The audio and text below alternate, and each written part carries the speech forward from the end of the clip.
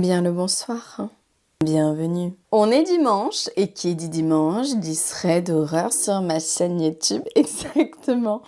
Mes petites pépites, j'ai encore changé quelque chose.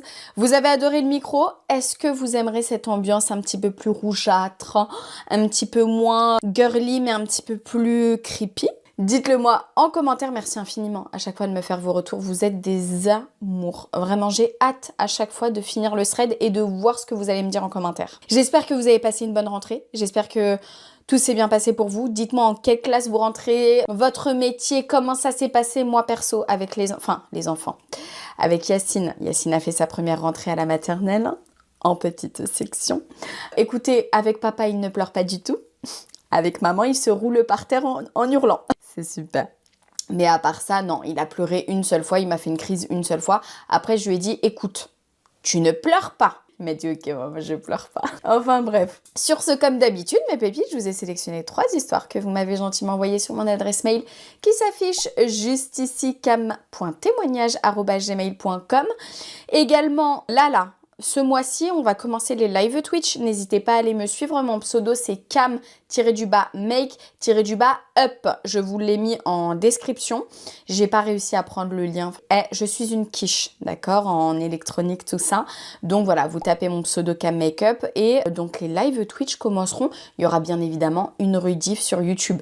Bien évidemment. Je vous tiens au courant par rapport à ça. N'hésitez pas à me suivre sur Instagram. C'est là-bas où je vous dirai tout le temps, 1 heure à l'avance, quand est-ce que commence, ou même un jour avant, quand est-ce que commencent les live Twitch. Du coup, n'hésitez pas. Sur ce, mes bébites, j'espère que vous êtes bien installés. Après cette intro beaucoup trop longue, comme d'habitude, je vous propose qu'on passe tout de suite à la première histoire. Le démon qui s'est fait passer pour mon chat. Père Castor, raconte-nous une histoire. Bonjour Cam. J'ai longtemps hésité à te raconter mon histoire car j'avais peur de passer pour une folle. Mais avec tout ce que j'entends sur ta chaîne YouTube, je sais que je suis loin d'être folle. C'est gentil pour les pépites qui nous ont raconté leur histoire. Je m'appelle Wessila. Tu peux donner mon prénom, pas de souci. Je suis née et j'ai grandi dans une famille musulmane et je suis âgée de 31 ans aujourd'hui. Je souhaite te partager une histoire qui m'est arrivée pendant le Covid. Il y a un peu plus de 5 ans maintenant. À l'époque, nous n'avions presque pas le droit de sortir à cause de la pandémie. Je vivais encore chez mes parents et à vrai dire, on ne s'entendait pas très bien. Je préférais être dehors plutôt qu'à la maison. Mais avec le confinement, tout était très compliqué. Un jour, une grosse dispute a éclaté avec mes parents. Sous le coup de la colère et des nerfs, j'ai pris mes clés et je suis sortie. Pas très loin de chez moi, dans un endroit isolé pour m'aérer l'esprit. À proximité, il y avait un cimetière. Et devant, un banc, un peu caché, tranquille. J'ai décidé de m'y asseoir pour réfléchir à ce qui venait de se passer. J'y suis restée, je dirais, une bonne heure. Une fois calmée, j'ai décidé de rentrer car la nuit commençait à tomber et l'endroit devenait un peu effrayant à vrai dire. Petite précision, cela faisait seulement 4 jours que nous avions adopté un petit chaton de 4 mois donné par une voisine. Je n'avais pas encore l'habitude de sa présence à la maison. En rentrant, je me suis enfermée dans ma chambre, toujours fâchée contre tout le monde. Je sortais uniquement pour aller aux toilettes et refermer soigneusement la porte derrière moi à chaque fois, pour éviter que le chat n'entre dans ma chambre. Quelques heures plus tard, il se faisait tard, j'ai lancé une série Netflix pour m'endormir. Quand le sommeil a commencé à venir, j'ai éteint la télé. Vers 3 heures du matin, j'ai senti ma couverture bouger, comme si le chat tirait dessus pour jouer. J'entendais même un ronronnement tout près. J'ai aussitôt pensé que c'était lui. J'ai balayé ma main pour le faire partir, mais il est revenu aussitôt. 3 ou 4 fois de suite et franchement, ça commençait à m'agacer. J'avais un grand lit double et tout à coup, j'ai senti le chat faire un bond, grimper au pied du lit et venir derrière moi comme pour se blottir. Mais là, une sensation étrange m'a envahie, comme un pressentiment de danger. Je me suis mise à avoir peur, j'étais à moitié réveillée, paralysée. Mon esprit était conscient, mais mon corps incapable de bouger. J'ai attendu, pétrifiée, sans pouvoir rien faire. Après 5 à 10 minutes, je dirais, la voix a dit « Go, c'est maintenant, lève-toi et cours ». Et sans réfléchir, c'est exactement ce que j'ai fait. J'ai bondi du lit, j'ai couru vers la porte et j'ai allumé la lumière. Ma chambre était vide, je regardais partout, paniquée, mais impossible de trouver le chat. Je l'ai cherché au-dessus de l'armoire, sous le lit, dans chaque recoin. En vain. Puis je me suis dit, tout ça c'est peut-être dans ta tête. Mais au fond, je n'y croyais pas. Je devais aller aux toilettes, alors j'ai ouvert la porte de ma chambre et là, à mon grand désarroi, j'ai vu le chat. Il était resté dans le couloir depuis le début de la soirée. À aucun moment il n'est rentré dans ma chambre, qui était restée fermée. Quand j'ai compris ça, j'ai hurlé « Maman !» en pleurs et je me suis précipitée dans leur chambre malgré mes 25 ans.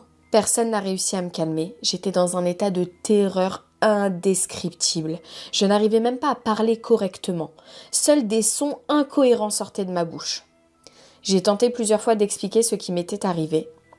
Mais pour ma famille, je passais pour une folle. On me disait que ce n'était qu'un cauchemar, une paralysie du sommeil. Mais non, Cam, je sais que ce n'était pas ça. J'avais déjà vécu des paralysies du sommeil et je peux t'assurer que ce n'était pas une. Ce que j'ai vécu cette nuit-là était bien réel. Le plus terrifiant, c'est que le chat n'avait jamais été dans ma chambre. Cette nuit-là, je n'ai pas fermé l'œil de la nuit, tourmentée par ce qui venait de m'arriver. Le lendemain, j'ai raconté calmement l'histoire à ma mère.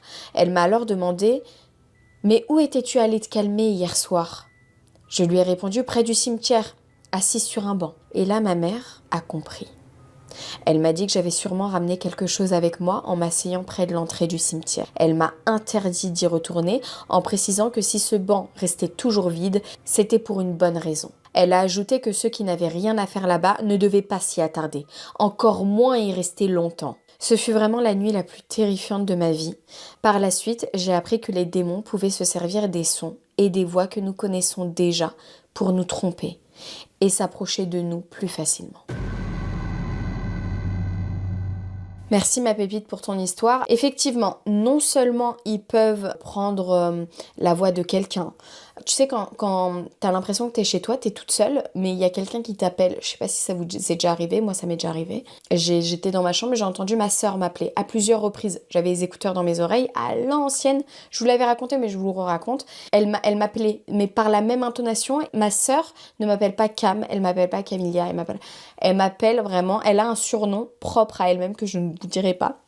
Mais je sais que c'est ma sœur. Il y a que elle qui m'appelle comme ça. Et donc, c'était sa voix. Et je pensais qu'elle était dans sa chambre. Et elle m'appelle à plusieurs reprises. Donc, je retire l'écouteur, première fois. Je lui réponds oui. Je vois qu'elle me répond pas. Je remets mon écouteur, tranquille. Je réentends ma sœur m'appeler. Je réponds oui, mais un peu plus fort, tu vois. Toujours aucune réponse. Elle commence à m'enquiquiner, celle-là. Je remets mon écouteur.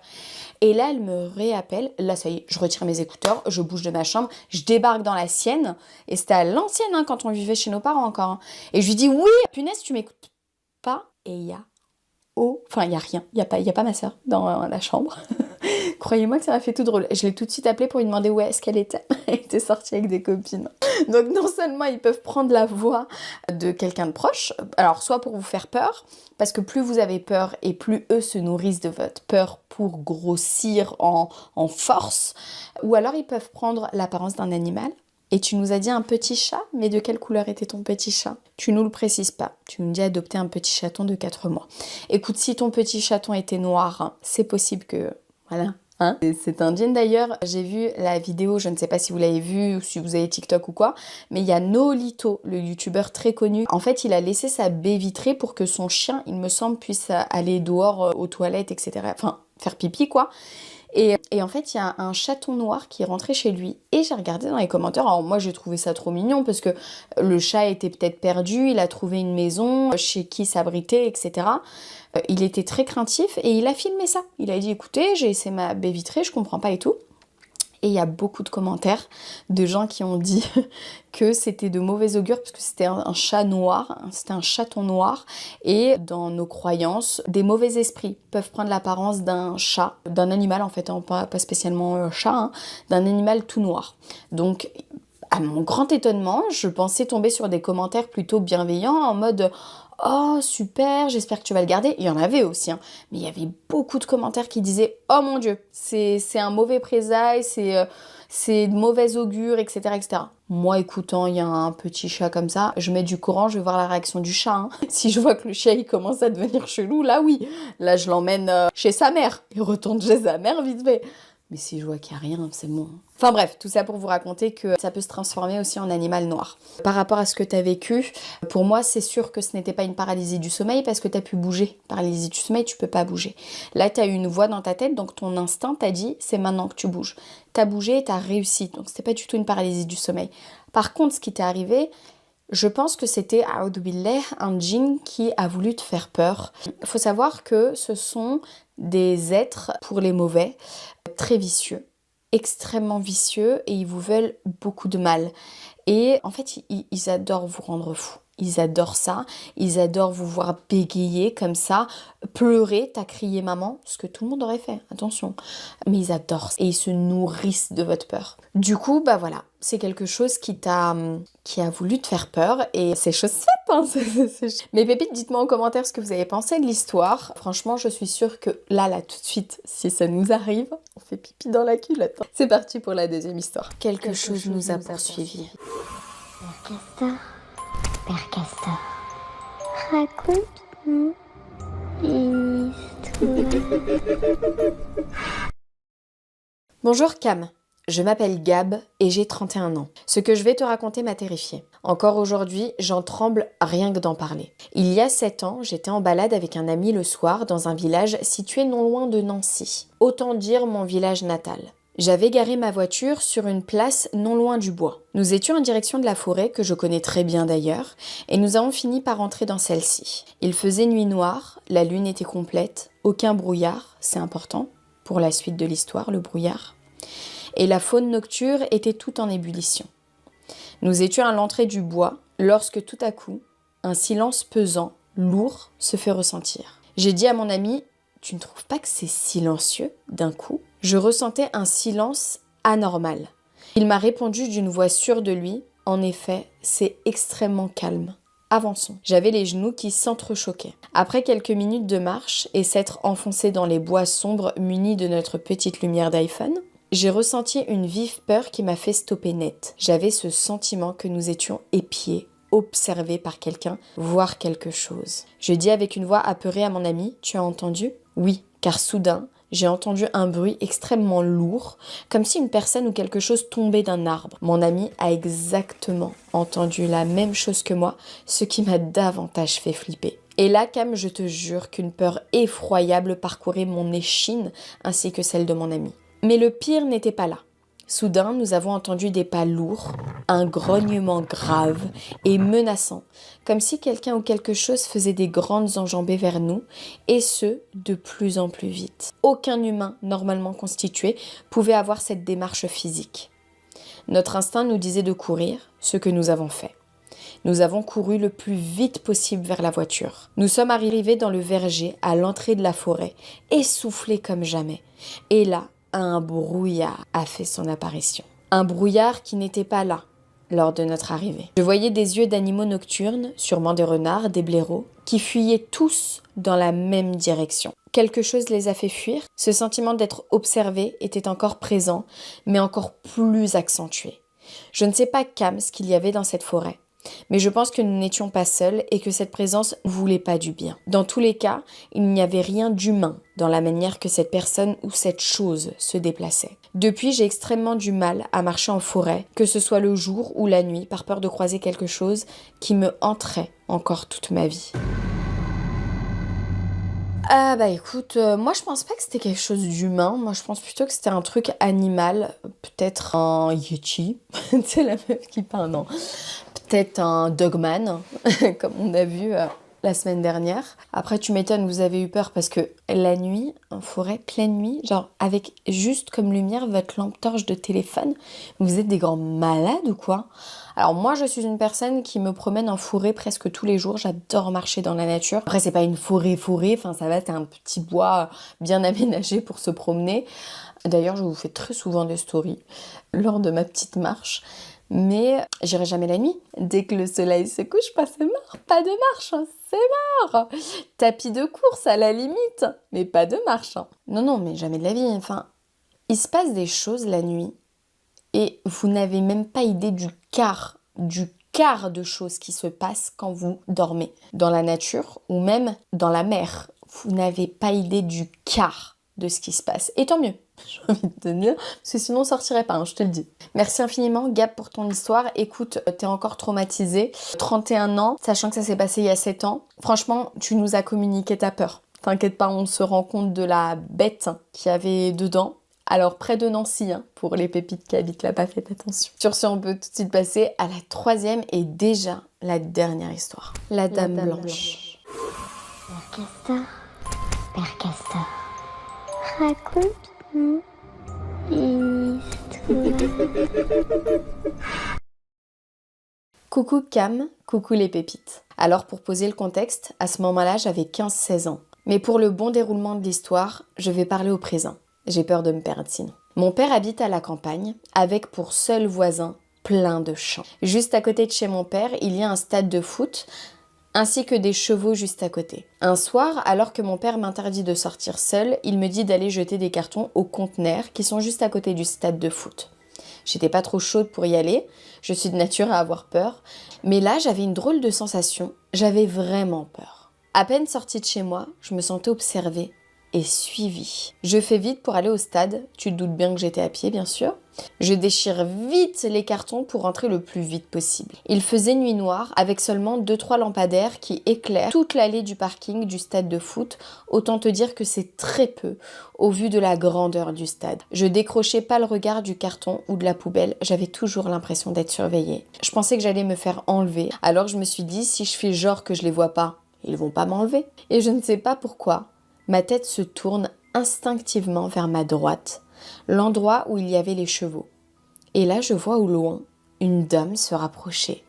J'ai directement pensé que c'était la propriétaire qui venait leur donner à manger, car elle avait une brouette. Je vois les chevaux se diriger vers l'entrée du champ, donc je me dis « Ok, c'est elle, ça me rassure, je suis pas seule. » Cependant, Cam, je te jure que j'ai des frissons rien que d'y penser. Plus la dame se rapprochait de moi, plus je me rendais compte que quelque chose clochait. Pour commencer, la dame ne s'arrête pas aux chevaux. Elle continue d'avancer vers moi.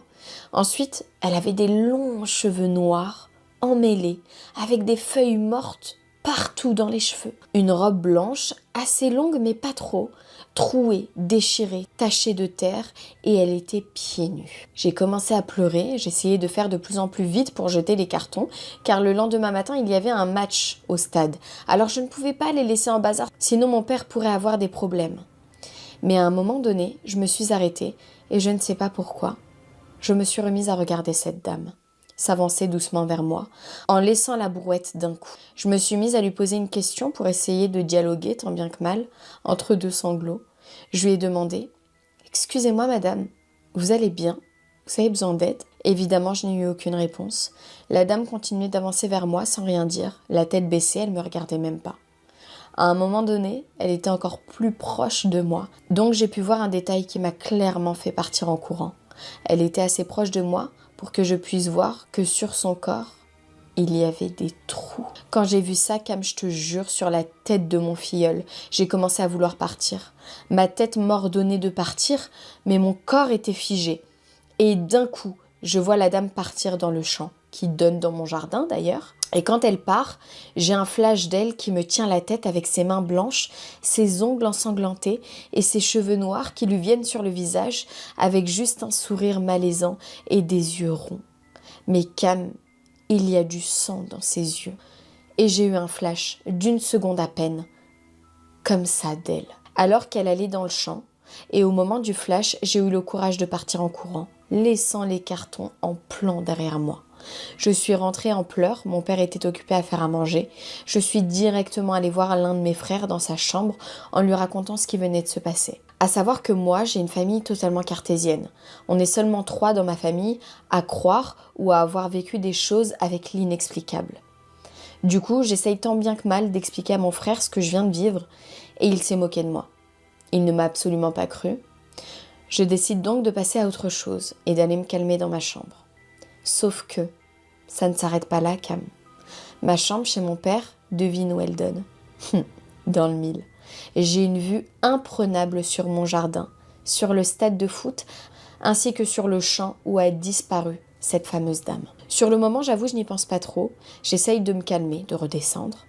On passe à table avec ma famille et pareil, le salon, la cuisine et l'arrière-cuisine donnent la même vue que celle de ma chambre. Donc, quand on passe à table, dans la cuisine, je n'ose même pas regarder par la fenêtre.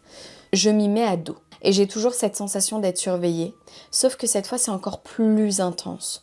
Je pouvais sentir la présence de quelque chose ou de quelqu'un juste derrière moi. Le repas se finit, je vais dans ma chambre pour me coucher. Je viens pour fermer les volets de ma chambre, et là je me rends compte que je vois exactement tout. J'ai pleine vue sur là où la dame a disparu. Impossible pour moi de fermer les volets. J'ai essayé de m'approcher de ma fenêtre et au moment où je suis le plus proche possible, quand même à une certaine distance car j'avais un mauvais ressenti, je vois cette dame, dans le champ, collée à mon jardin, regarder ma fenêtre. Elle se tenait droite, les bras le long de son corps, plantés en ma direction. J'ai dû aller dormir dans la chambre de mon frère car impossible pour moi de dormir. Le lendemain, mon père me dit d'aller promener le chien en pleine journée.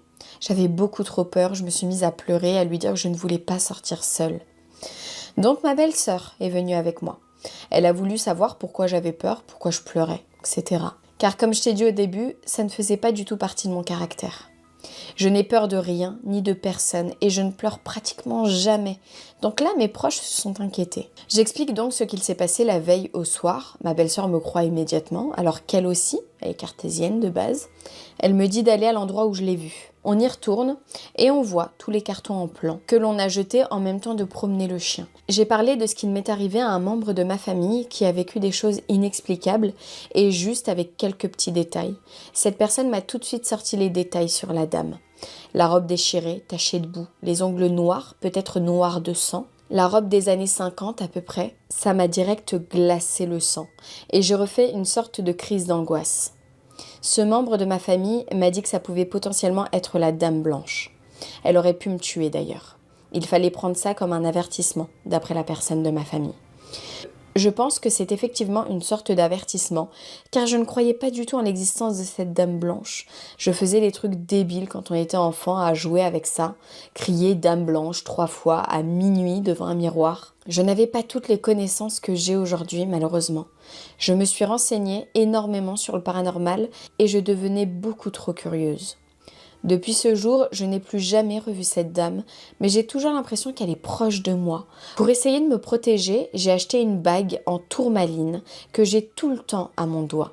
J'ai dû changer de chambre chez mon père avec l'un de mes frères car je ne peux plus rentrer dedans. Que ce soit la journée ou la nuit, je mange toujours dos au jardin. Ah oui, donc ça t'a vraiment traumatisé, hein. Je ne peux pas être seule chez mon père, sinon je fais encore une crise d'angoisse.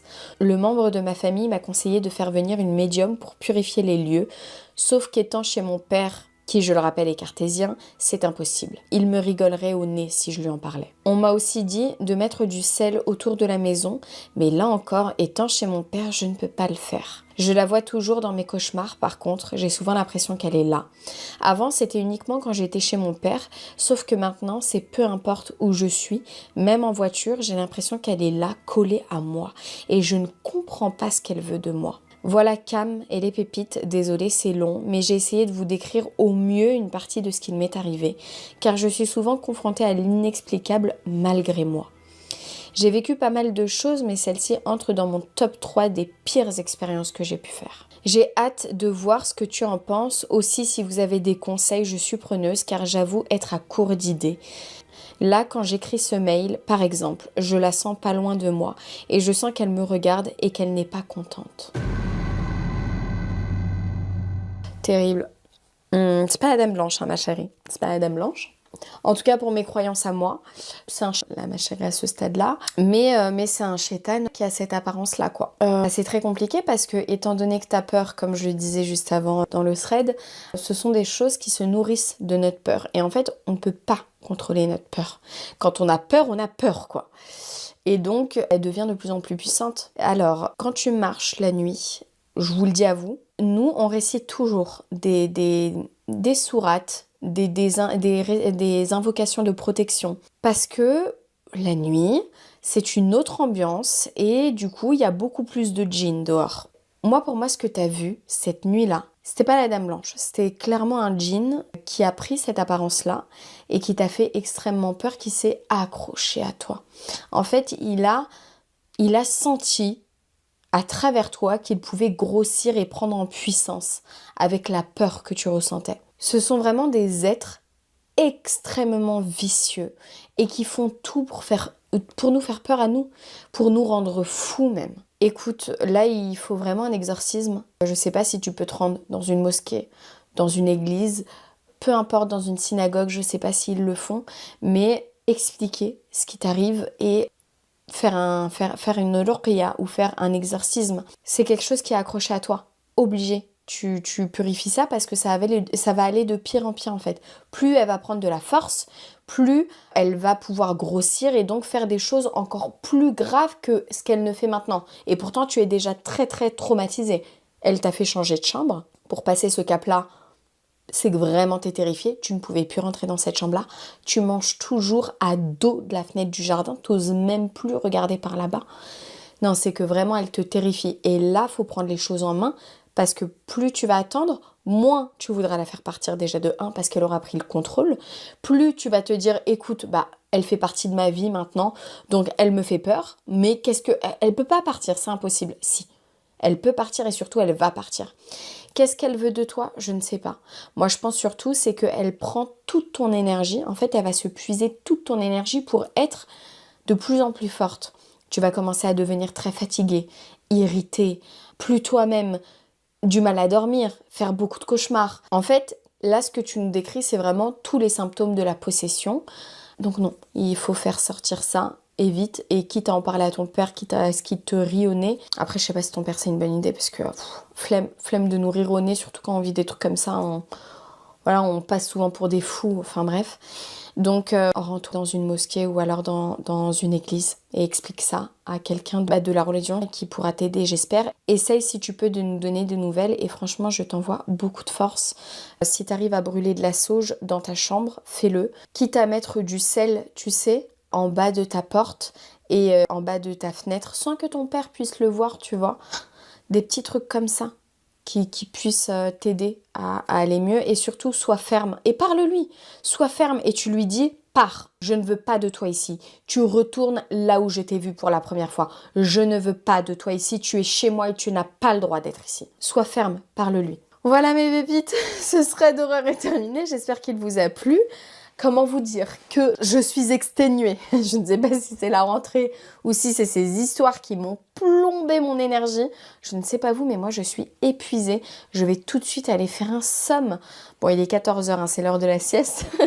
Mais je vais aller ronfler. Ça m'a pris toute mon énergie. Je vous fais des très très gros bisous. Je vous dis à la semaine prochaine pour une autre vidéo. En attendant, prenez soin de vous, protégez-vous et surtout, ne regarde pas derrière toi. Around the rosy. While I watch my children waste away. Please, if you can recover any supplies, I'll personally see that your coin purse is filled. It's okay. Thieves for mean. Nah, not our problem. Yeah, I did unlock my mercenary. I think I can level up my mercenary, but then I was like, I got distracted from that. And it's gonna happen again. Pathetic fool! Die! What's going on here? Hello? Tell me, why did you murder that person? Those like us have but one rule. Never succumb to the demands of another. Demons are ours to command. Right, Warlock? Oh, thank you. Thank It's you. no mistake you witnessed this fool's demise. I sought you out because I desire a student in the black arts. But so few are worthy of my gifts. If you would be my disciple, seek out my sanctum and I will unveil much more. Okay, so this guy just murdered a person and he has a malnutrition goat. Should we take him seriously? Okay, well,